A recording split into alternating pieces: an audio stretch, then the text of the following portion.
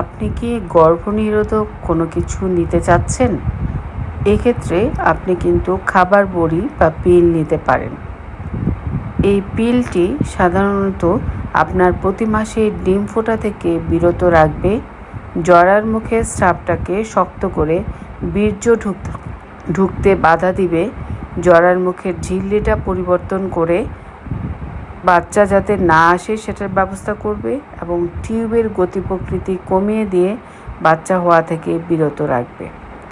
এই পিলটি কিন্তু আপনি প্রতি মাসিকের প্রথম দিন থেকে শুরু করবেন এবং আপনি যদি কোনো কারণে পিল একটা খেতে ভুলে যান, তাহলে আপনার যখন মনে পড়বে তখনই আপনি ভুলে যাওয়া পিলটি খাবেন।